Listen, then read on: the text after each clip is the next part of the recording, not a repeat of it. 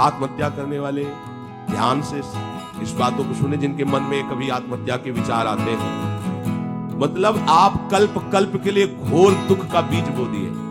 शरीर रोगी है, या समय प्रतिकूल है, या आप किसी पर विजय नहीं प्राप्त कर पा रहे, परीक्षा में पास नहीं हो पा रहे, या आपके अनुकूल कोई बात नहीं बन रही, तो मरना जरूरी है क्या? मरने से समस्या का समाधान हो जाएगा क्या? अगर आत्महत्या की तो आप दुर्गति को समझ लीजिए, भयानक प्रेत योनि, जहां स्वेच्छा से आप जल भी नहीं पी सकते, भले नदी किनारे रहिए।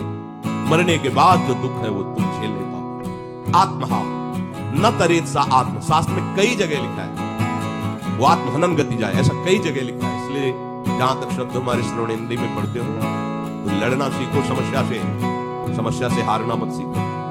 समस्याएं तो आती रहेंगी, लेकिन तुम्हारा जो जीवन है बार बार नहीं मिलेगा। और नाम जप करोगे तो सबसे जीत जाओगे। नाम जप करोगे तो दूसरों को भी बचाने वाले बन जाओगे। नाम जप करोगे तो सही बात तुम्हें कोई डिप्रेशन में डाल सके, आज तक ऐसी कोई समस्या पैदा नहीं।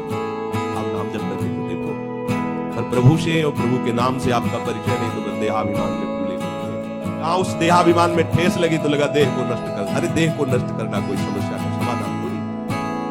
प्रभु कह रहे हैं कि मनुष्य शरीर नौका है, गुरुदेव खेवैया है, और मैं अनुकूल वायु हूं, सुखपूर्वक भवसागर से तर जाओ। यदि ऐसा नहीं हुआ तो तुम आत्महा हो, तुम आत्महत्यारे हो। पाप और पुण्यों का फल तो तुम्हें सुख दुख के रूप में मिलेगा, भगवत प्राप्ति के रूप में नहीं। मनुष्य योनि, भगवत कृपा और नाम जप, इससे भगवत प्राप्ति। बहुत बढ़िया। जो आपके जीवन में आचरण हो रहे हैं वही अंतिम समय चिंतन में आएंगे।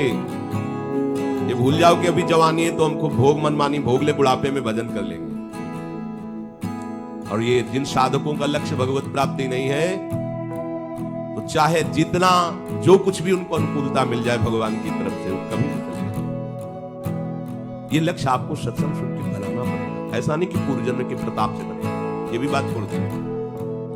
आपको सत्संग मिला ना कृपा, आप सुनकर आपको लक्ष्य बनाना पड़ेगा।